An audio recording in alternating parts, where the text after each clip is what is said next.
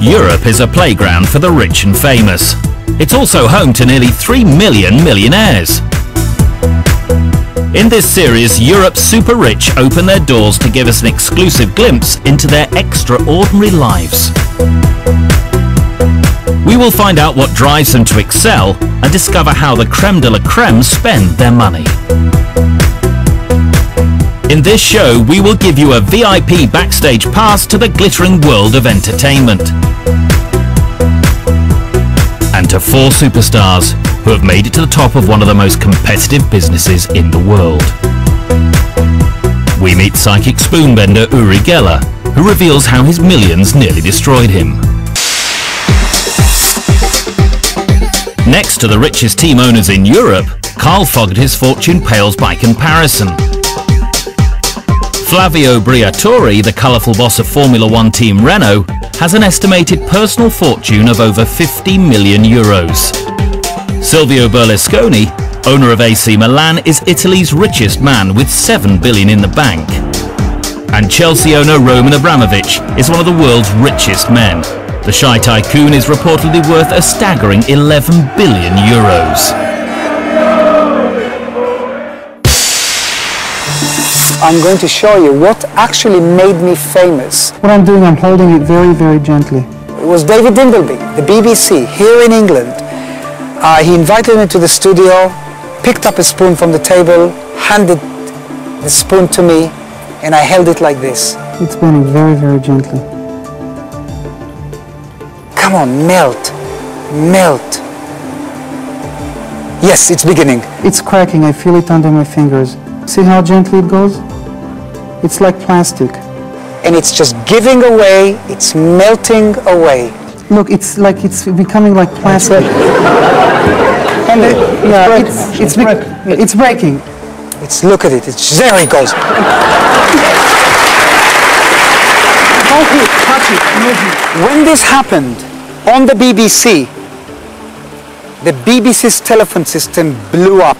So many people called in, screaming, my spoon is bending, my watch started ticking. The next day, I was the most famous individual in the world.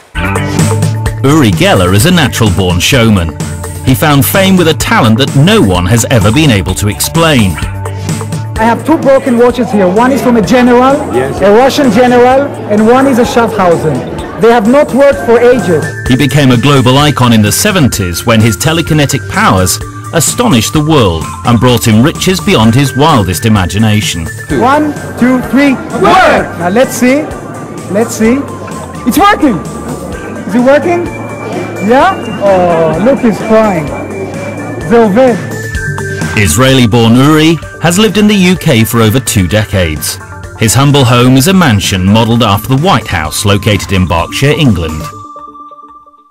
I will be at the studio at around 4 for the 6 o'clock. Uri's lavish lifestyle is in stark contrast to his less than impressive beginnings.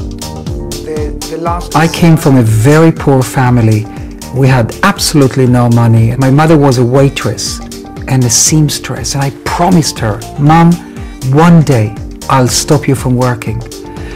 So there was that desire, that burning urge to make a lot of money quickly. I believed in myself. I was inspired to be successful. Uri's unfathomable powers took the world by storm.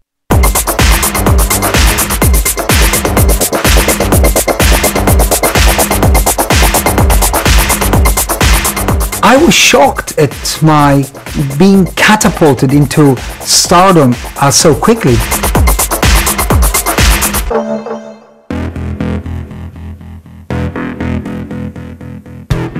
And Uri's talent soon extended to more than just spoon bending. He realized he had an even greater potential in his hands. It's called dowsing.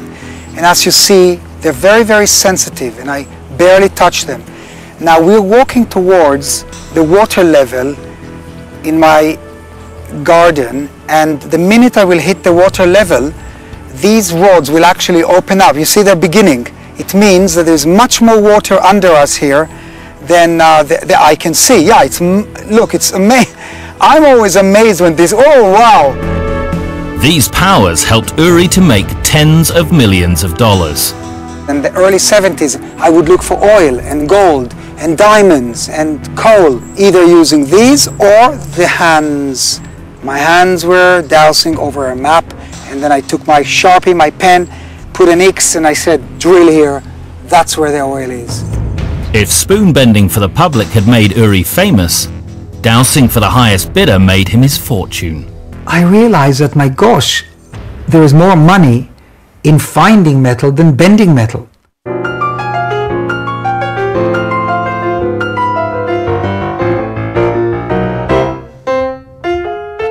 Uri became staggeringly rich, staggeringly quickly, and this sent him on the road to self-destruction.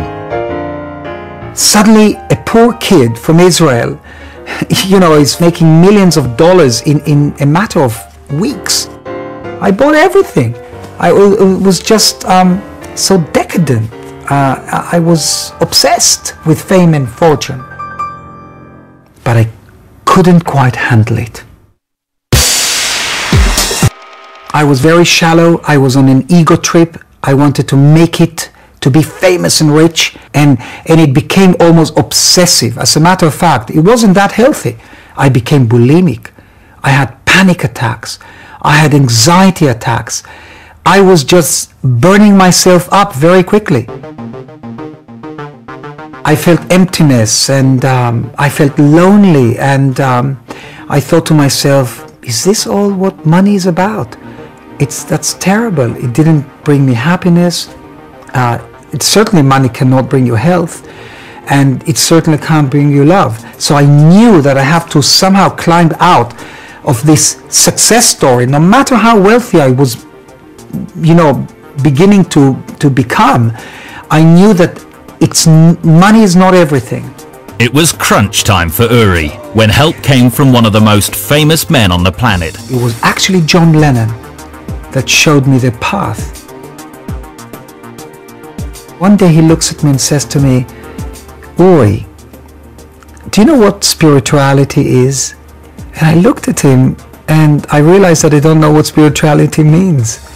And I said, no, what is it, John? And he said, well, you go out there and find it. Chico, Chico, Chico! Good dog, good dog! In a dramatic move, Uri turned his back on the material world. I gave away all my belongings in 1981. My apartments in Manhattan, my house in Greenwich, Connecticut, my fleet of cars. I got on a plane with my mother, my wife, my 2 children and my brother-in-law, and we flew to Japan.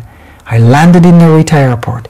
I hired a van and I drove to Mount Fuji. And I disappeared into Mount Fuji's forest. And I lived there for 1 year. 12 months, no television, no telefaxes, nothing. That's where I found myself. And then I was ready to face the world again. I was a changed person. Today, Uri spends much of his time meditating in his specially designed Japanese garden, a reminder of his Mount Fuji days. And he tries to use what he learned there to infuse others with positivity and belief.